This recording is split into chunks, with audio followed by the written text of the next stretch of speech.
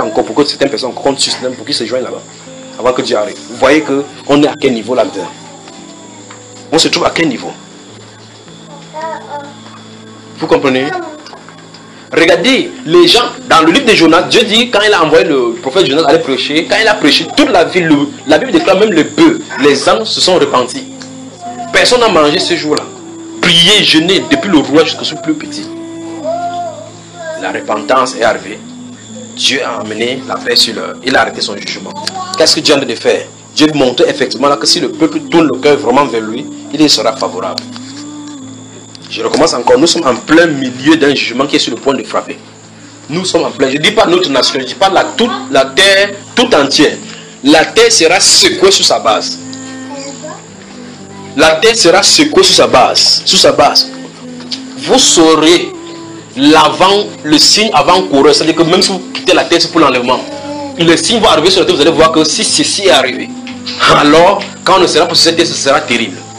Parce que les brindilles de lumière, les petites lumières scintillent sur la terre, alors que l'obscurité est en train d'emballer la terre. Emballer la terre. Souvenez-vous, au fur et à mesure, lorsque la lumière s'éteint, vous voyez effectivement que plus on éteint la lumière, plus l'obscurité s'avance. Pas vrai? Quand les chrétiens qui sont éclairés meurent, quittent la terre, promis disparaît, l'étoile s'éteint. Quand c'est comme ça, ceux qui sont compromis et mettent la télévision à la maison, la nuit sans de voir la pornographie, pap, les ténèbres entrent. Petit à petit, ça entre, ça prend. Les gens qui priaient, ils ne prient plus, pam, les ténèbres entrent. Petit à petit, ça doit les dominer. C'est pour cela que les lois impies vont être votées partout sur la terre sans opposition.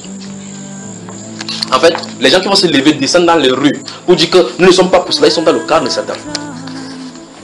Parce qu'on ne doit pas s'opposer à cela. Ça doit arriver ainsi. Parce que l'iniquité se sera accrue, l'amour du plus grand homme se refroidira. Vous avez lu ça dans la Bible? L'iniquité va s'accroître. Qu'est-ce que nous devrons faire aujourd'hui? Aujourd'hui, si tu te lèves pour prêcher contre ces choses-là, on te taxe de fanatiques, d'extrémistes. Quand tu juges les gens, tu es qui pour juger les gens? Tu dis que tu es qui? Je suis le fils de Dieu du jugement. Tu es qui pour parler contre ces choses? Vous pensez qu'on doit avoir une pensée unique? Grave encore, on a des tâtés, on dit qu'il faut les Africains faut retourner à la religion de leur père. Entre temps, le 8 mars est par là. Vous voyez, dans le 8 mars, on lutte comme ça pour l'égalité femmes et hommes. Les Africains qui ont créé ça, ils ne sont plus dedans. Les Africains ont ramassé. La religion africaine dit que l'homme et la femme ne sont pas égales. Ils sont en train de dire qu'il faut retourner à la religion de leur père. Les femmes sont ici en train de gréver pour 8 mars. Quand ils vont se retrouver entre eux dans la religion, là, ils vont avoir des problèmes. Dieu est à l'œuvre pour sortir son peuple au milieu d'une nation impie, d'une génération perverse et corrompue. Vous avez moi 1 Thessaloniciens chapitre 5. Je crois que j'ai donné ça aujourd'hui. 1 Thessaloniciens chapitre 5. Quel est votre état lorsque vous êtes devant, jusqu'à ce qu'un enfant de Dieu s'assoie devant un film?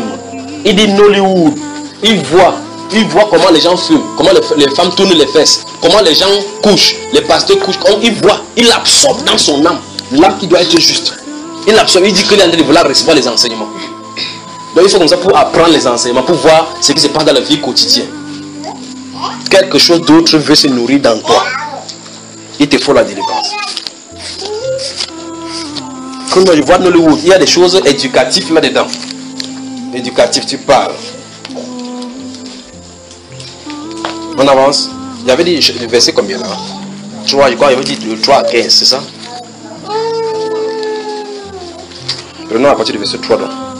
Quand les hommes diront paix, nous y voilà. Quand les hommes diront paix et sûreté, alors une ruine soudaine les surprendra. Comme les douleurs de l'enfantement surprennent la femme enceinte et ils n'échapperont point.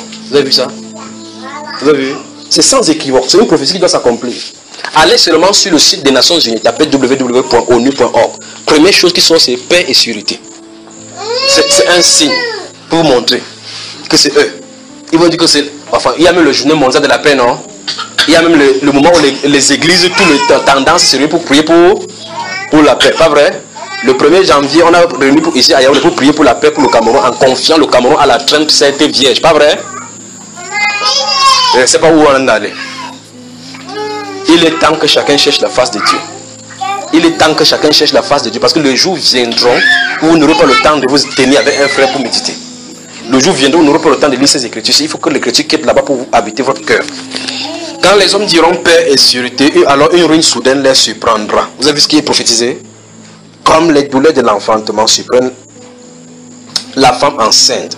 Et ils n'échapperont point. Dans ces Jean 14 là, le Seigneur qui dit que je vous donne la paix. Je vous la donne. Pas comme le monde, dont il y aura une pseudo-paix sur la terre. Pas comme le monde, pas comme le Seigneur Jésus a donné. Le Seigneur Jésus n'a pas donné la paix au monde, il a donné la paix à ses disciples. Mais le monde va façonner sa part de paix. La paix sans entente. La paix avec chacun. Donc, vous dites l'Iran. Mais regardez ce qu'ils vont faire maintenant avec leurs dirigeants. Regardez ce qui arrive là maintenant. L'Iran a son arme de destruction massive gardée ici. Les États-Unis, pour lui, est gardé ici. La Chine, pour lui, est gardé. Derrière, la France, pour lui, est gardé. Pour la Russie, c'est gardé en deux. Il marche même avec cela partout. Il s'assoit sur une table et dit que non, parlons la paix. Chacun va prier la paix pour guetter son voisin comme ça là. Tu fais de l'erreur, pam, l'autre lance sa part. Et c'est comme ça que ça va aller. Une bombe atomique et ça va déclencher. Voilà pourquoi c'est écrit dans votre livre de Daniel que la troisième guerre mondiale sera la plus dangereuse. Troisième guerre, parce que c'est la guerre des alliances. Tu touches Irak. Comme Irak est lié avec telle personne, si tu touches Irak, tu as touché celui-ci. Et comme celui-ci est lié avec celui-ci, celui-ci avec celui-ci. Donc en allant toucher Irak, il faut que aussi que tu aies les gens derrière toi. Donc c'est terrible sur la terre. Terrible sur la terre. La guerre nucléaire. C'est ce qui est écrit dans la Bible que la troisième guerre mondiale, c'est la guerre nucléaire. La Bible déclare que la première frappe va faire mourir le tiers de la population mondiale. Vous avez vu ça dans votre Bible? Vous avez lu dans votre Bible comme ça, le tiers. Donc nous sommes 7 milliards, donc près de 2 milliards de personnes vont mourir en une frappe. Donc ça veut dire que nécessairement les continents vont disparaître. Alors où est-ce qu'on se retrouve? La Bible déclare que lorsque les hommes vont crier paix et sécurité sur la terre, une ruine soudaine les surprendra comme les douleurs de l'enfantement surprennent une femme enceinte et ils n'échapperont point. Verset suivant. Mais vous avez vu? Donc cette colère-ci est destinée pour les autres. J'espère que vous allez comprendre ce qu'on est en train de parler. Nous parlons de l'état du monde et l'état de notre cœur en réaction à ce monde-là. Mais vous, frères, remarquez bien comment il a précisé. Il s'adresse maintenant aux frères. Vous n'êtes pas dans les